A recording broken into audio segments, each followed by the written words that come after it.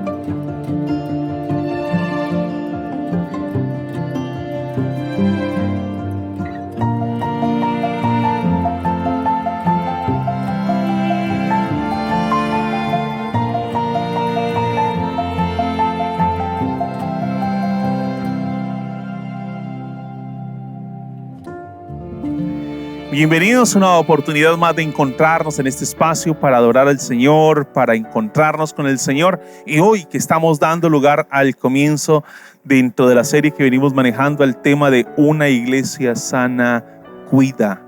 Y hoy nos acercamos al Salmo 133 pensando en esto de cuidar y en esa figura de la iglesia como una casa, como un hogar donde nos acompañamos, nos confortamos, somos solidarios, nos consolamos, nos animamos unos a otros. Miren lo que dice y el desafío que representa el Salmo 133. Qué importante para esos peregrinos que iban rumbo a Jerusalén cantando y diciendo: cuán bueno y cuán agradable es que los hermanos convivan en armonía.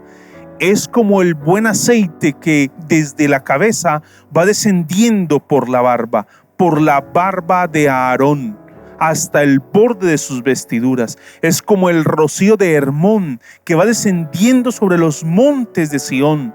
Donde se da esta armonía, el Señor concede bendición y vida eterna. Señor, gracias por la iglesia y gracias, Señor, por esa oportunidad de hoy encontrarnos para adorarte en este domingo, esta oportunidad de reconocerte, de glorificarte, de encontrarnos en familia, dar nuestra expresión y reconocimiento a ti como único y suficiente Salvador. Recibe esta adoración, estos cantos, oraciones que elevamos hoy en el propósito, Señor, de honrarte. Bendito seas, Señor.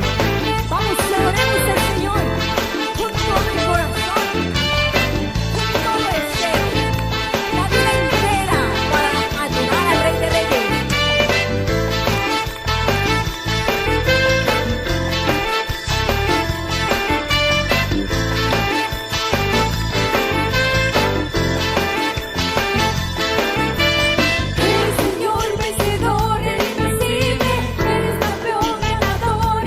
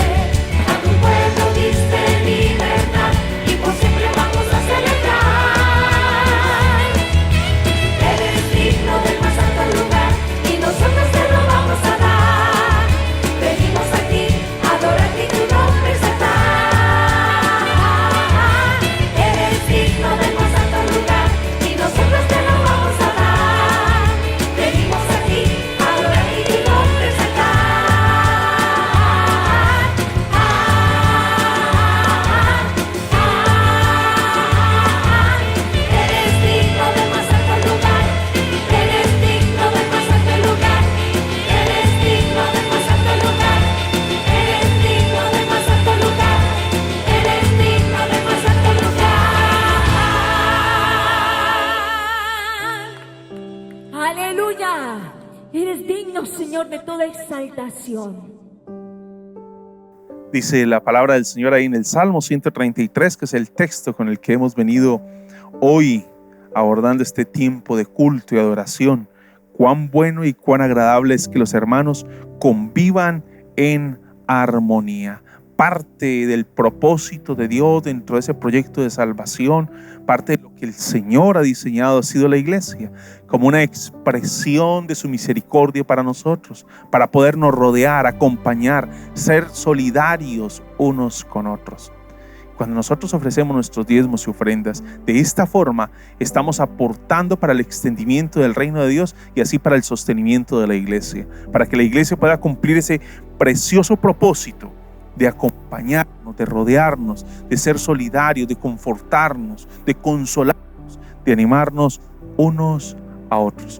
Que esta sea una oportunidad para reconocer al Señor, honrar al Señor y de esta forma así aportar para el extendimiento del reino de Dios. También recuerde que estamos en la oportunidad, o este es un tiempo en el que debemos contagiarnos y contagiarnos de la alegría de dar, de participar de la alegría de poder compartir con el necesitado el pan que tenemos en la mesa.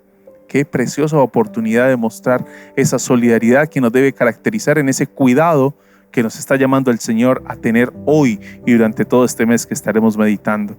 Le invito entonces para que oremos al Señor bendiciendo estos diezmos y ofrendas y también esa solidaridad, esa mesa que será bendecida con ese pan que estaremos entregando para las familias necesitadas. Señor, gracias por esta oportunidad de honrarte a través de nuestros diezmos y ofrendas, de reconocerte como proveedor y sustentador de la vida, Señor, como quien cuida de nosotros, siempre como Padre, protector, proveedor, sustentador, dador de todo bien, Señor, porque solo el bien puede salir de tus manos, Señor.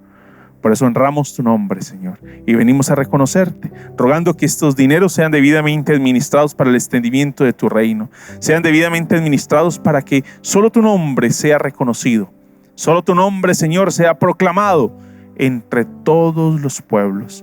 Bendice a las familias que serán bendecidas a través de la canasta de amor, esa mesa que podrá disfrutar de ese pan, fruto de la solidaridad, de esa expresión de amor, Señor, de ese contagiarnos de la alegría de dar. Gracias pues, Señor, por esta oportunidad de reconocerte a ti y de también amar a nuestro hermano. En el nombre de Jesús. Amén, Señor. Y todo cántico, Señor, que le demos, de toda expresión que le demos delante de tu presencia. Solo en Jesús está mi fe, mi esperanza y mi canción, piedra angular, firme sostén, inconmovible en la aflicción. Cuán grande amor, inmensa paz, en el temor o adversidad, consolador, amigo fiel, yo en su amor me sostendré. Solo en Jesús, Hijo de Dios, quien se humilló por nuestro bien, Cordero de mi salvación, por este mundo herido fue, en una cruz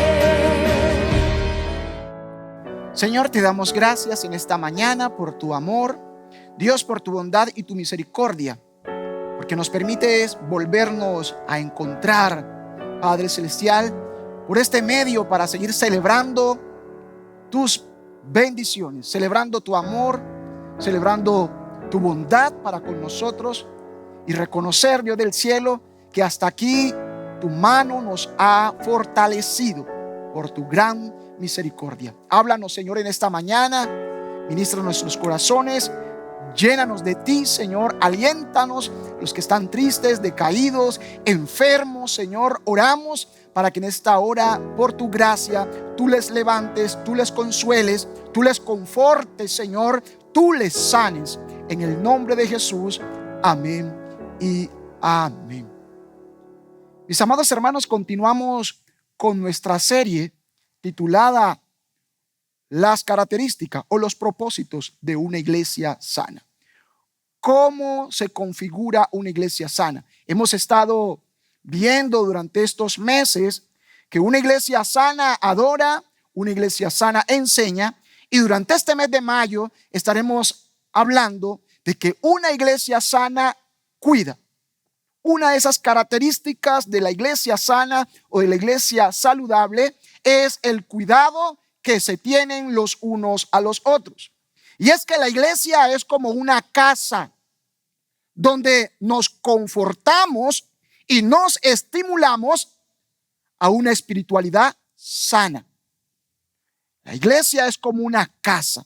Entonces, durante este mes, usted va a estar escuchando cómo desde aquí estaremos armando un acróstico de la palabra casa, con la palabra casa. Y arrancamos diciendo que como una casa, la iglesia conforta. Nos confortamos y nos estimulamos a una espiritualidad sana y contagiosa. La iglesia contagia a los demás, a los que llegan con una espiritualidad sana. Es una espiritualidad confortable. Y la palabra confortar traduce dar vigor. Habla de una espiritualidad y una fuerza que se le da a alguien que está desanimado. Confortar es animar, es consolar a una persona que está afligida, que está triste. Entonces, la iglesia como una casa conforta,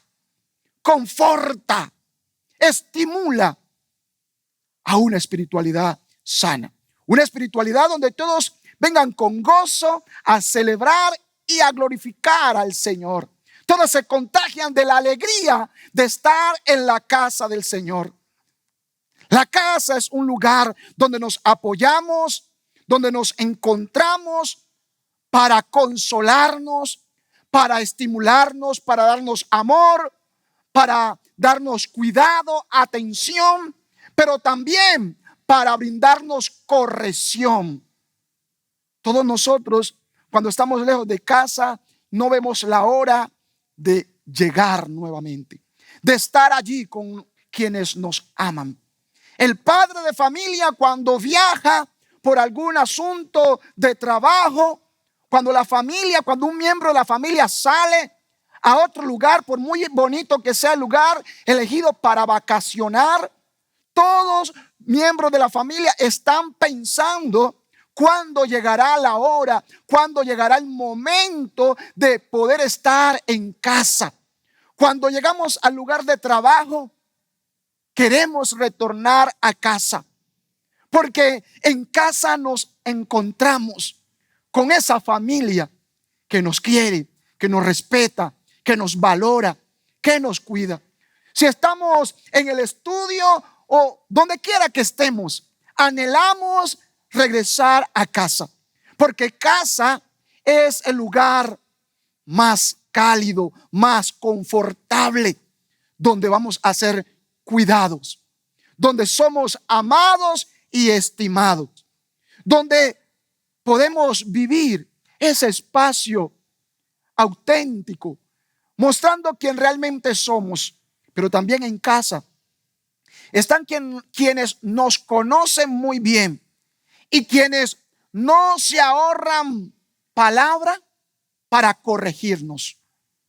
Así como en casa están nuestros más grandes admiradores, también en casa están nuestros más sinceros y bien intencionados críticos.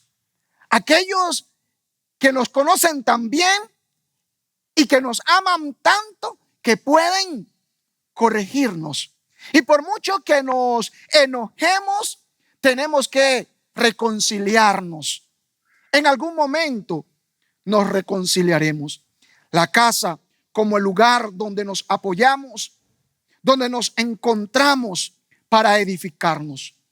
Les decía que este salmo es uno de aquellos 15 salmos que se cantaban o que se recitaban cuando iban subiendo los peregrinos a Jerusalén.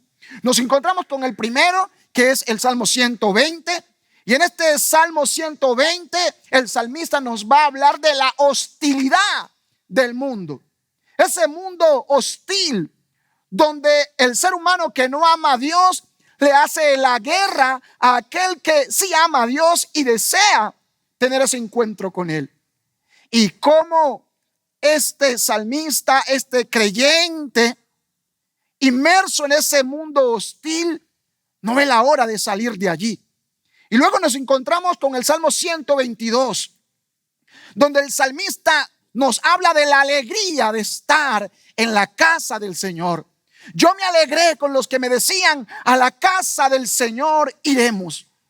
¿Por qué se alegra? Es el momento de salir de ese mundo hostil, ese mundo donde no se honra a Dios, donde no se ama a Dios. Y ahora el salmista se alegra porque va a la casa del Señor a compartir con aquellos hermanos que le esperan, con aquellos que comparten la misma fe, el mismo amor, que tienen el mismo objetivo, el mismo propósito. Y para el salmista es un motivo de gozo recibir la invitación o que se le recuerde que ha llegado el día de ir a la casa del Señor. Y el Salmo 133 ya nos encontramos entonces en la casa del Señor. Y nos encontramos en la casa con la familia en la fe, los hermanos juntos y en armonía. Nos va a hablar de la bendición de la unidad fraternal. El Salmo 133 nos habla de la bendición de la unidad fraternal. Abramos nuestra Biblia. Vaya por favor al Salmo 133. Dice el Salmo 133: mirad cuán bueno y cuán delicioso es que habiten los hermanos juntos en armonía. Es como el buen óleo sobre la cabeza, el cual desciende sobre la barba de Aarón, y baja hasta el borde de sus vestiduras, como el rocío de Hermón, que desciende sobre los montes de Sión, porque allí envía Jehová bendición y vida eterna. Una declaración de la unidad fraternal. Cómo es vista la unidad fraternal, como algo agradable. Lo primero que el Salmo nos dice, lo primero que contemplamos en esta declaración es un llamado de atención. Y el llamado es mirad. Es decir, vean, presten atención. Lo que está a punto de decirnos es algo extraordinario. Miren lo hermoso, miren lo bello, mirad cuán bueno y cuán agradable, dice la Reina Valera, es que los hermanos habiten juntos y en armonía. He escuchado en algunas ocasiones el dicho que dice juntos, pero no revueltos. A veces en un lugar las personas pueden estar juntas, pero no en armonía. No todo el tiempo aquellos que están juntos están en armonía. Lo hermoso es cuando hay armonía en esa unidad que estamos viendo. La traducción lenguaje actual dice: no hay nada más bello ni más agradable que ver a los hermanos vivir juntos y en armonía. Esta unidad llena de armonía es bella y es agradable. Pensemos, cuando hablamos de unidad, sería interesante, yo no soy músico, pero pensemos un poco en la música. Una canción que no haya armonía en su letra, que no haya armonía en su entonación, es algo desagradable, ¿verdad? Es algo destemplado, no atrae. Lo que atrae de una canción es su armonía. Y para que haya armonía en una canción, no todas las notas que se tocan son iguales. Cada nota es diferente.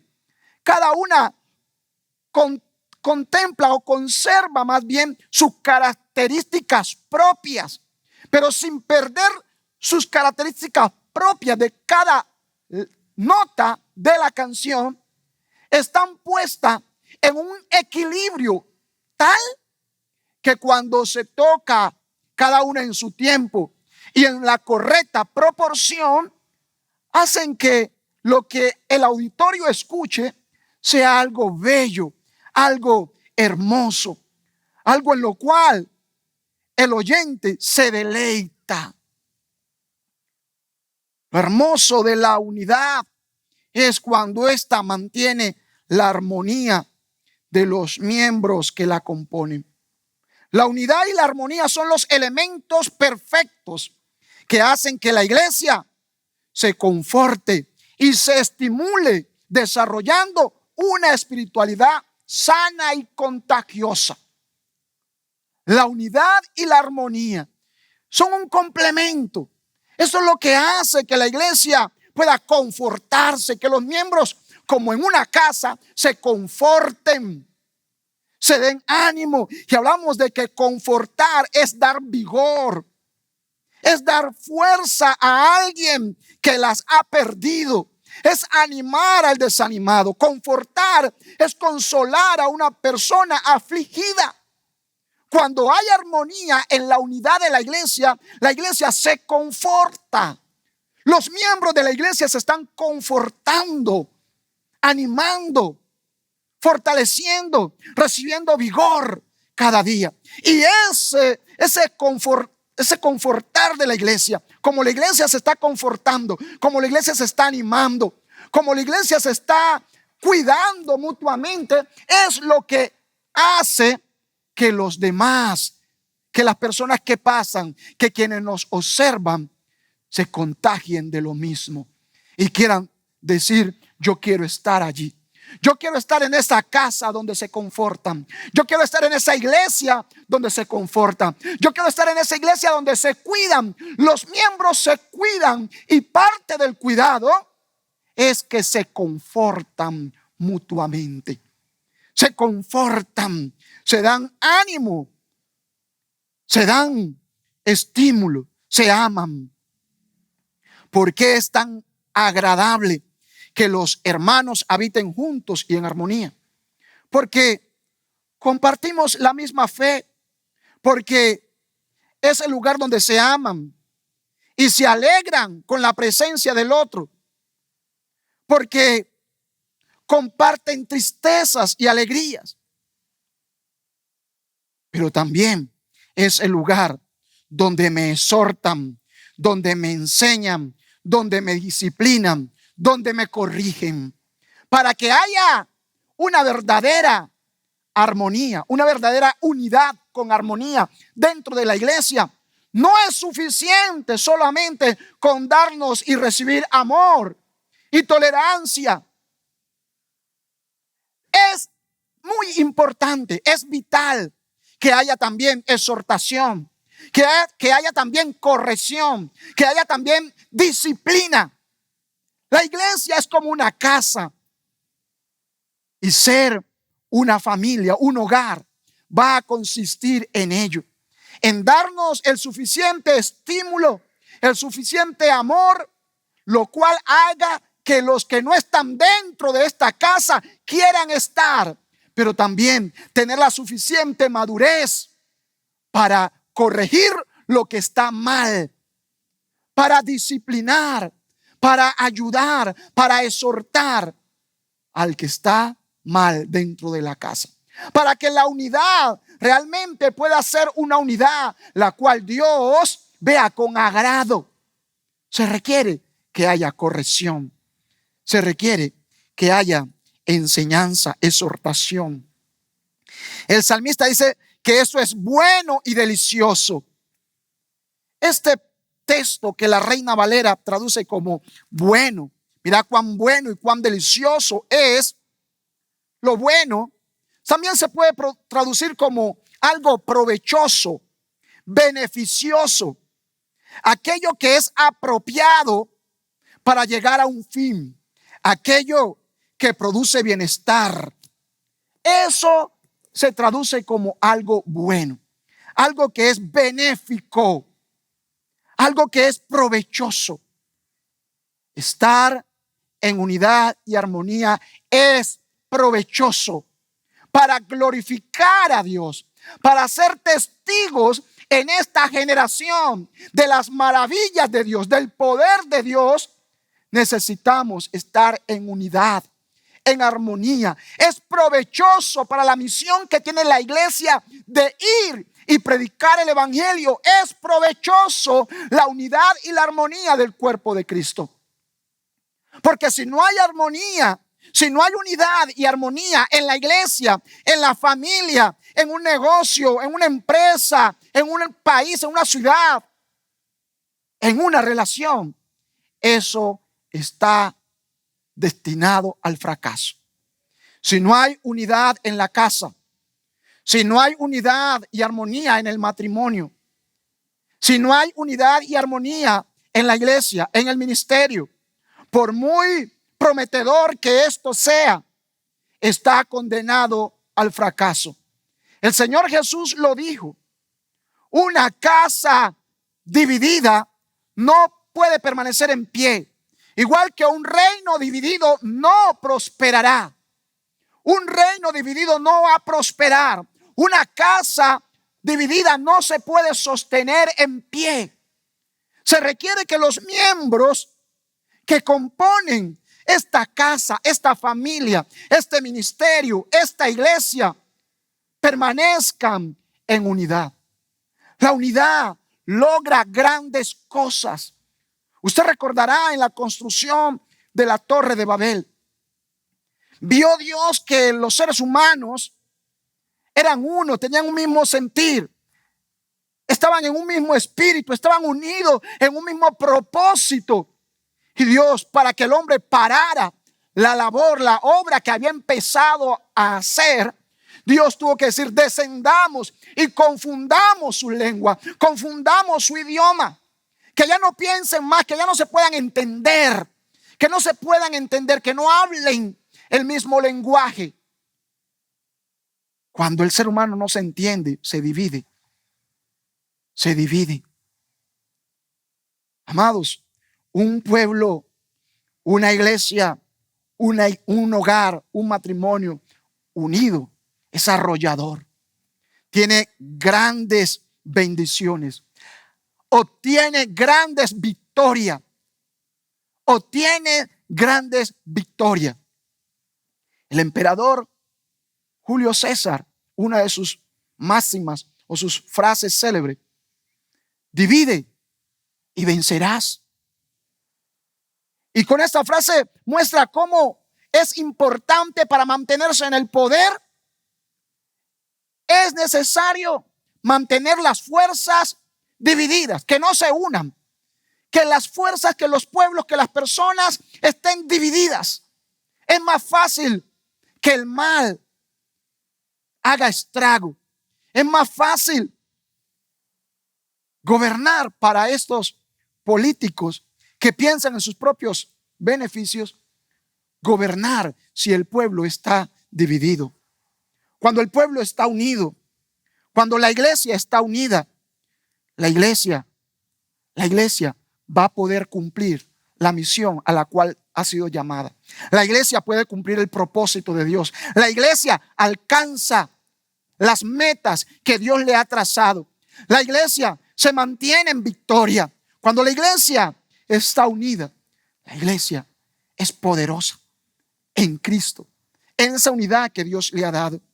Es bueno, es provechoso, es beneficioso la unidad y la armonía dentro del cuerpo. Es agradable, se puede traducir como algo dulce, sabroso, hermoso, algo que produce felicidad. Lo agradable produce eso, felicidad. Entonces la unidad y la armonía son el elemento perfecto que la iglesia está necesitando para lograr los propósitos que tiene según la palabra del Señor. Dice, es bello, es hermoso habitar. La palabra habitar se traduce también como permanecer, persistir, permanecer, existir, funcionar en una cercana e íntima comunión con otros. Permanecer es eso, funcionar en una cercana e íntima comunión con otros. Y eso es lo que se espera de la iglesia. Por eso era que Jesús oraba en el Getsemaní, según Juan capítulo 17. Cuando usted lee Juan capítulo 17, que más adelante en esta serie lo vamos a estar mencionando, usted podrá mirar la insistencia del Señor Jesús en que los discípulos fuesen uno, permanecieran siendo uno en ese propósito, en esa causa, en ese amor, en esa fe. Que permanezcan, que la iglesia permanezca, que los hermanos permanezcan juntos y en armonía.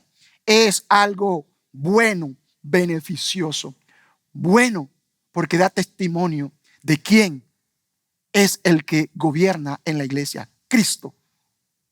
Es bueno, es beneficioso, porque la unidad y la armonía de la iglesia son como ese motor que hace que la iglesia vaya a hacer la misión que se le ha sido encomendada. Que la iglesia, que los hermanos permanezcan, tengan una cercana o una estrecha, una íntima comunión unos con otros, en unidad y armonía, es beneficioso no solo para los programas de la iglesia, sino para el desarrollo espiritual de cada uno de los miembros de la congregación. Que estén juntos y en armonía. Ese es el propósito de Dios. No solo que la iglesia se encuentre juntos, que los cristianos estén juntos, sino que los cristianos también estén en armonía, juntos y en armonía. Esto no significa uniformidad de pensamiento. Es estar unido por un vínculo por medio del cual llegamos a ser uno. Hay un vínculo, hay algo en común. Y eso que nos une se llama Jesucristo. Cada miembro de la congregación, cada miembro de la familia, cada uno de los cónyuges que conforman ese matrimonio son diferentes. Pueden hablar diferente, se visten diferente, piensan diferente, pero están unidos en un mismo propósito. Hay un propósito en común que conduce o que hace que por amor a la unidad ellos puedan negarse a sí mismos. Que por amor a la unidad y a la armonía ellos se dispongan para crecer, para aprender.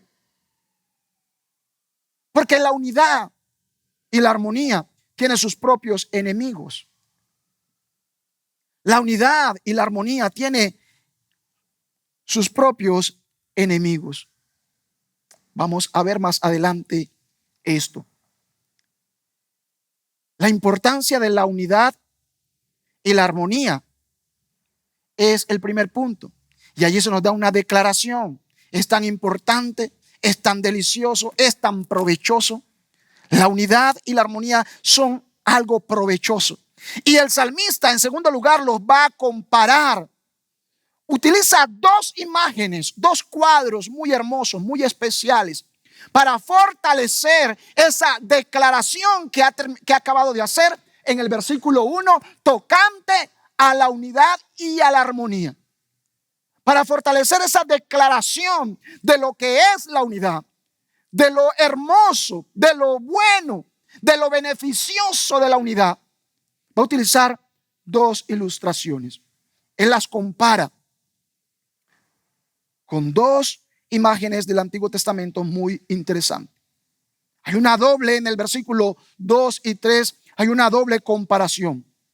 Y esa doble comparación nos va a servir para que nosotros podamos comprender, entender los pasos que debemos dar para alcanzar la unidad y permanecer en la armonía dentro del cuerpo de Cristo, dentro de la iglesia, en el matrimonio, en la casa, en el lugar donde quiera que estemos.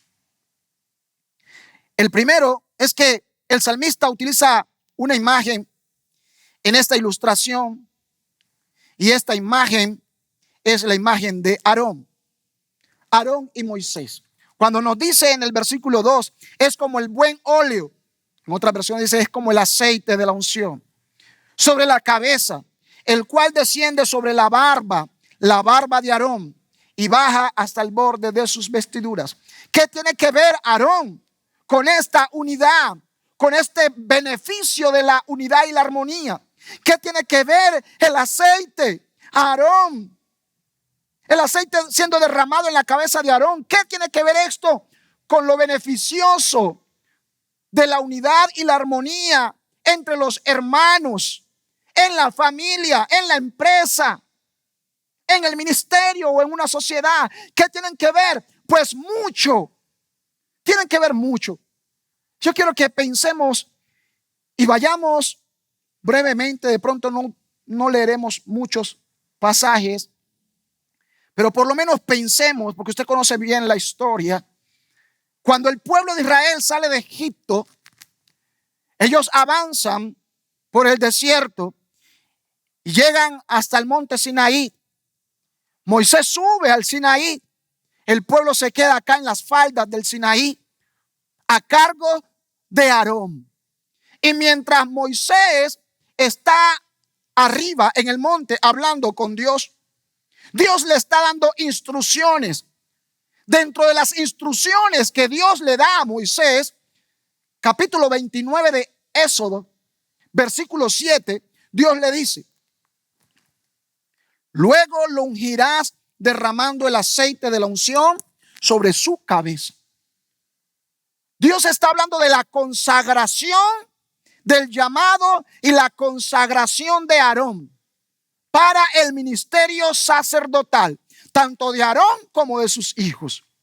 Mientras Dios le está dando instrucciones a Moisés allá en el monte, arriba del monte, mientras Dios le está diciendo a Moisés todo lo que debe hacer y cómo debe hacerlo, y los planes que tiene con Aarón y con su familia tocante al ministerio sacerdotal, no podemos perder de vista algo. Es que abajo en el campamento estaban pasando cosas no agradables. En el capítulo 32 vamos a ver que el pueblo, en su desesperanza, en su desespero, en su falta de fe, presiona a Aarón para que Aarón le construya un ídolo al cual ellos van a identificar como su Dios, el cual ellos pretenden que este ídolo vaya delante de ellos. Y Aarón, sin ningún reparo, sin cuestionarle, les dice: denme todo el oro que tengan. Y Aarón funde el oro y les entrega al pueblo un ídolo. Y les dice: Israel, he aquí tu Dios. Y empieza el pueblo a festejar, empieza el pueblo a hacer sacrificios en honor al becerro que han construido el pueblo empieza a pervertirse y todo esto es sinónimo de pecado y un terrible pecado contra Dios, al punto de que causa el enojo de Dios y el enojo de Moisés. Moisés baja de aquel monte, capítulo 32 de Éxodo, versículo 21. Entonces Moisés le dice a Aarón: ¿qué te ha hecho este pueblo para que hayas traído sobre él tan grande pecado? Mire que Moisés no le atribuye, no dice que el pueblo te presionó, porque la responsabilidad en ese instante estaba sobre Aarón. Aarón había sido delegado en responsabilidad mientras Moisés no estaba. Él era el sacerdote y él debía colocar el orden, él debía colocar la disciplina, él debía corregir al pueblo, él debía darles esperanza y ánimo, pero no lo hizo.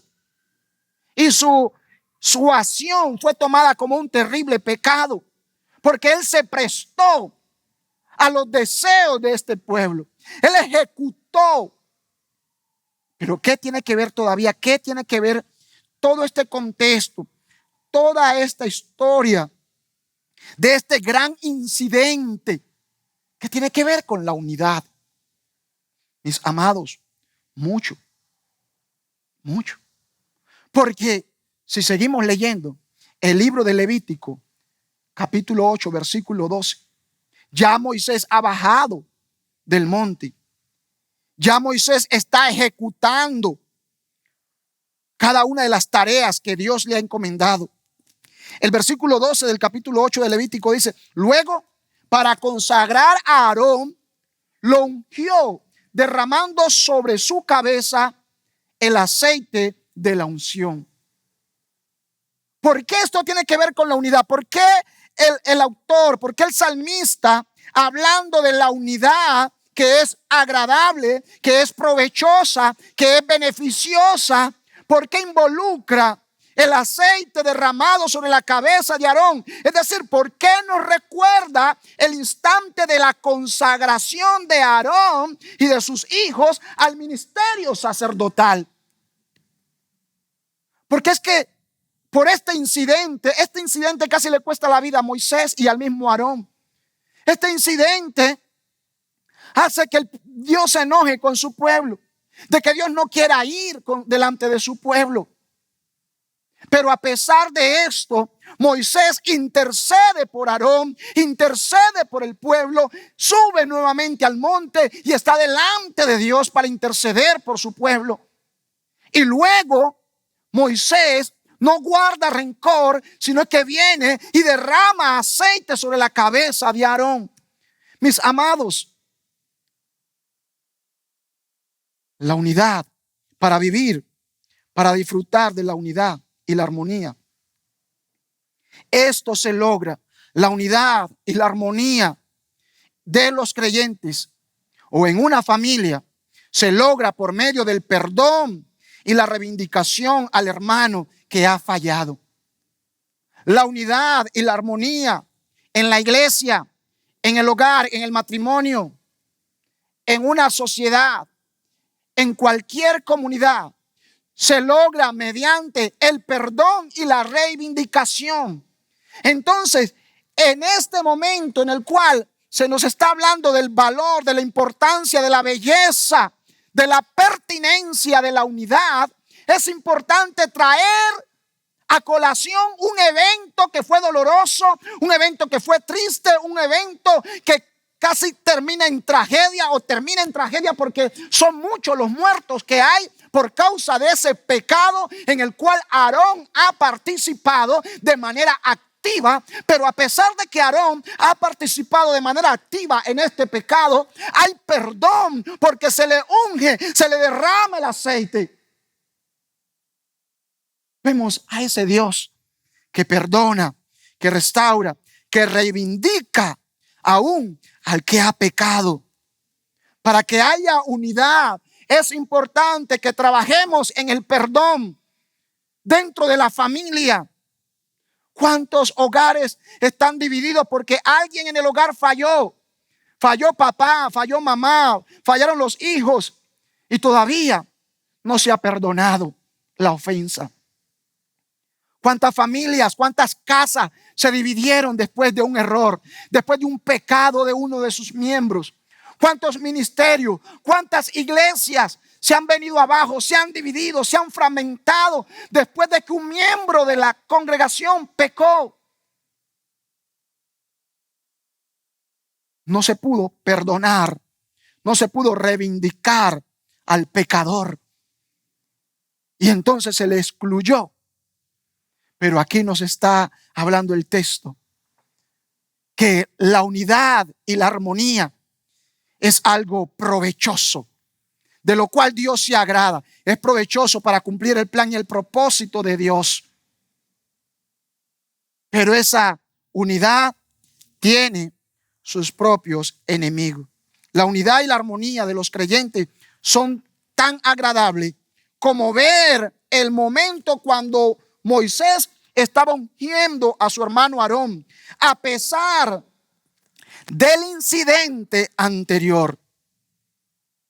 A pesar del incidente anterior. Pero ver qué belleza cuando hay reconciliación. Qué belleza cuando hay perdón. Para que haya unidad necesitamos perdonarnos. Para que haya unidad necesitamos reivindicarnos. Esta no es una idea solo del Antiguo Testamento, esta es la idea del Nuevo Testamento. Este mensaje se mantiene transversal. Ese mensaje recorre toda la historia de la Biblia, del pueblo de Dios. Recordamos a Pedro, ¿verdad? Pedro ha negado a Jesús, ha pecado, ha blasfemado.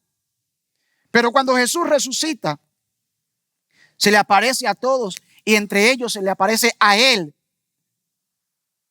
Y continúa el plan que le había mencionado. Continúa el plan ministerial.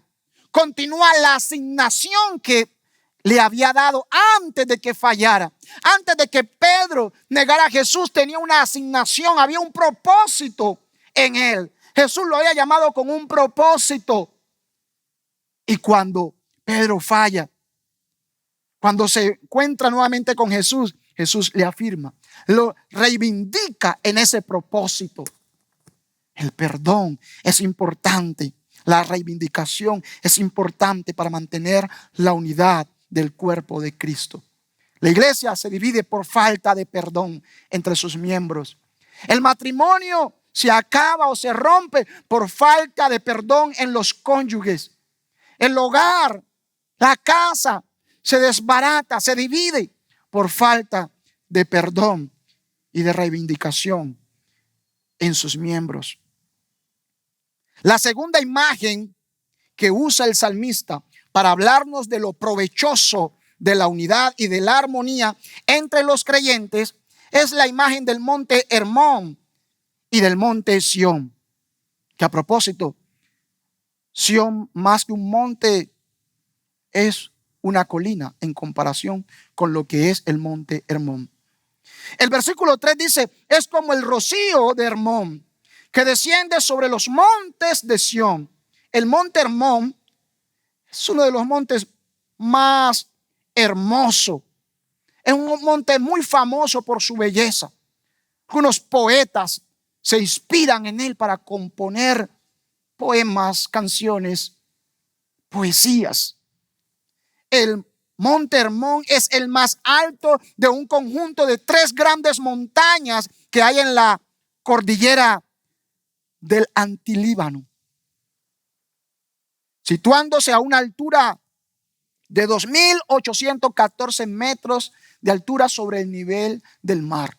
Este monte atrae la lluvia, constantemente está hidratado, constantemente hay agua en él. Y es interesante cómo este monte tan alto, tan majestuoso, que mantiene todo el tiempo atrayendo el rocío lo bendice todos los meses del año. Este monte, siendo tan grande, sirve de bendición para un monte más pequeño, como es el monte Sión, el cual es una montaña, una ladera, perdón. El monte Sión es una colina en Jerusalén. Se encuentra a las afueras de la ciudad amurallada, de la ciudad vieja. Y está solo, la altura del monte Sión son 765 metros sobre el nivel del mar. ¿Qué son 765 metros de altura frente a 2.814 metros de altura? Pero aquí vemos, este es un cuadro, una imagen que evoca o que representa la unidad necesaria que debe haber en la casa para que realmente, la humildad, que debe haber en una casa para que haya unidad.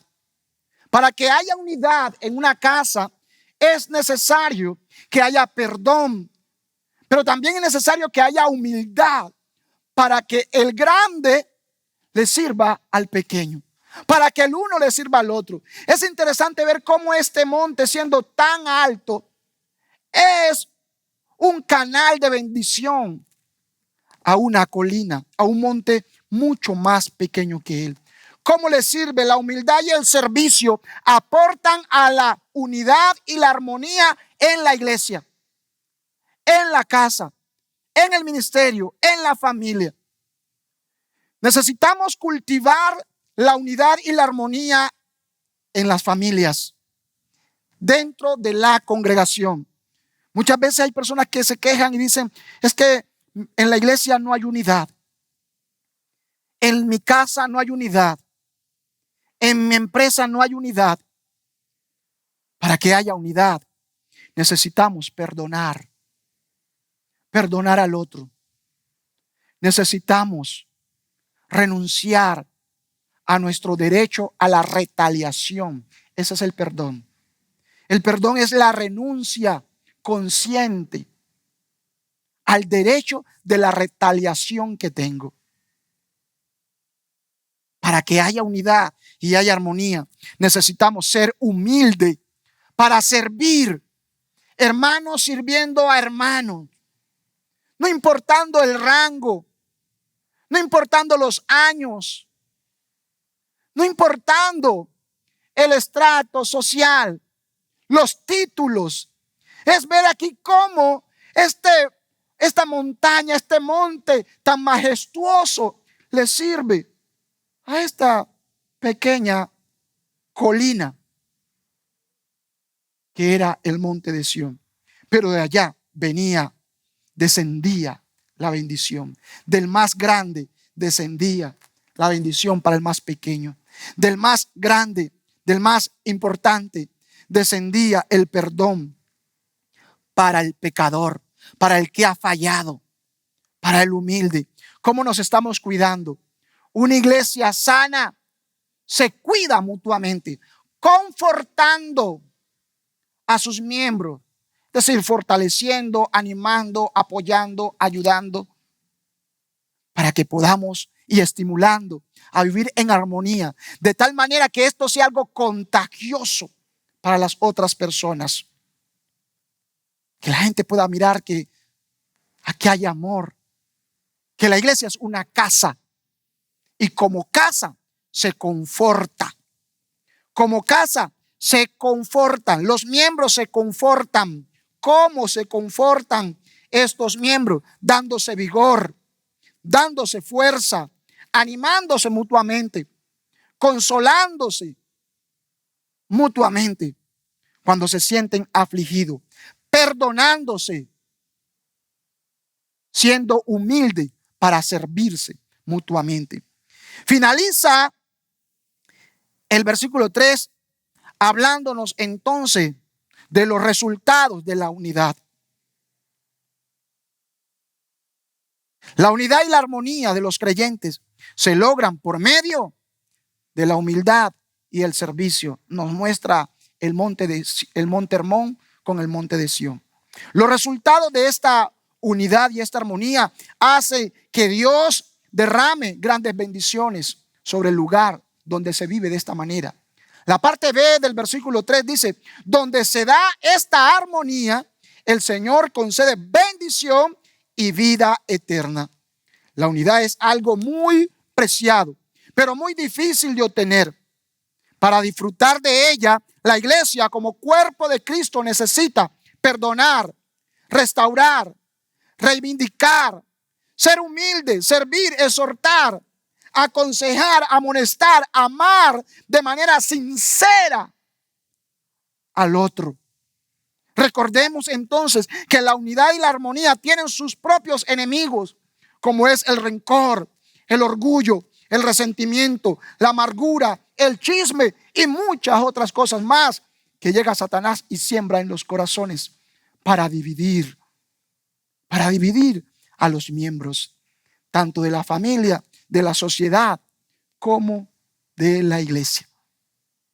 Que el Señor nos ayude cada día a disfrutar de esa unidad en la casa, en el matrimonio, de esa unidad en la iglesia. Y si no estamos disfrutando de esa unidad fraternal, es importante que iniciemos una carrera para construir lazos que conduzcan a la unidad. Demos pasos que nos dirijan, que nos lleven a la unidad familiar, a la unidad social, a la unidad congregacional, ministerial, a esa unidad conyugal.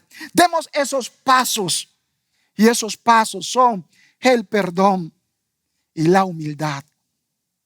Por el perdón nos va a mostrar el texto, nos va a recordar ese momento de consagración de Aarón, reivindicándolo allí en el ministerio que ya Dios había señalado.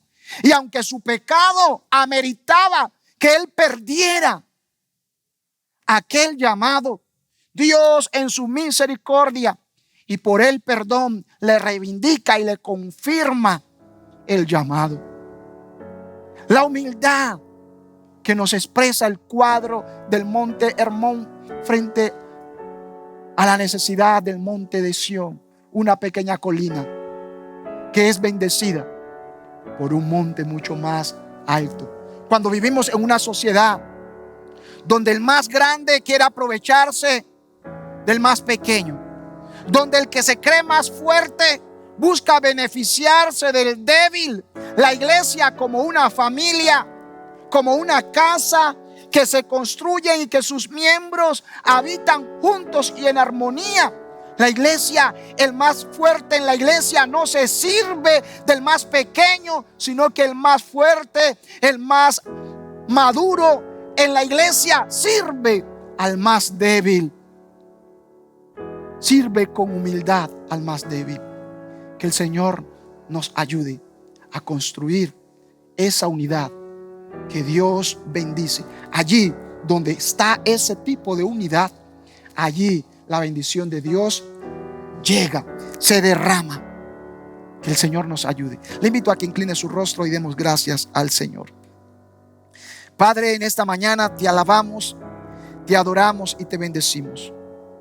Señor, contemplando este hermoso cuadro en el cual se nos da esta declaración de unidad, donde se nos habla de lo beneficioso que es la unidad y la armonía dentro de la familia, bien sea la familia que comparte los mismos lazos sanguíneos, como la familia en una sociedad contemporánea o dentro de una iglesia. Señor, ayúdanos a poder fortalecer unos lazos fuertes, unos lazos, Señor, que nos ayuden a disfrutar de esa unidad armoniosa que es beneficiosa, Señor, para construir una sociedad mejor, una iglesia que sea un referente, que sea un faro, que sea una luz, un hogar, Señor amado, que pueda ser de inspiración para otros hogares, para otros matrimonios, para otras familias, Señor. podamos cumplir ese propósito tuyo, ser de bendición, disfrutar del bienestar, Señor, que tú tienes para tu pueblo. En Cristo Jesús. Amén y amén.